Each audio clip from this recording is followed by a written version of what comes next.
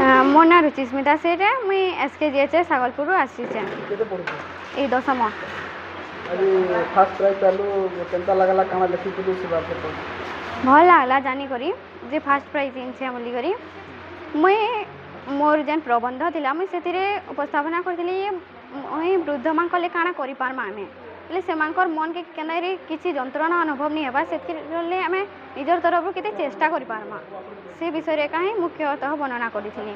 କାଣା ସମାଜକେ ବାର୍ତ୍ତା ଦେବାର୍ ଲାଗି ମେସେଜ୍ ଦେବାର୍ ଲାଗି ଚାହିଁବୁ? ସମାଜକେ ବାର୍ତ୍ତା ଦେବାର୍କେ ଇଟା ଚାହିଁମି ଯେ ଆମର୍ ମାନଙ୍କର ସୃଷ୍ଟି ଏକା ହିଁ ବୃଦ୍ଧମାନଙ୍କ ଠାରୁ ହେଇଛି ଆଉ ତାଙ୍କୁ ସମ୍ମାନ ଦେବାଟା ହେଉଛି ଆମର୍ କର୍ତ୍ତବ୍ୟ।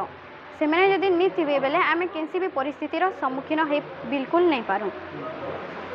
ବୁଢ଼ା ବୁଢ଼ୀକେ ପଚରାବାର୍ ସେ ଉପରେ କାଣା କହିବୁ ଯେନ୍ ବୁଢ଼ା ବୁଢ଼ୀକେ ନି ପଚରାବାର୍ ଯେନ୍ ମାନେ ସେମାନଙ୍କୁ ଏତ୍କି ଭାବାର୍ କଥା ସେମାନେ ବି ଦିନେ ବୁଢ଼ା ବୁଢ଼ୀ ହେବେ ତ ସେ କଥା ଭାବିକରି ସେମାନେ ଯତନ୍ ପତନ୍ କରବାର୍ କଥା।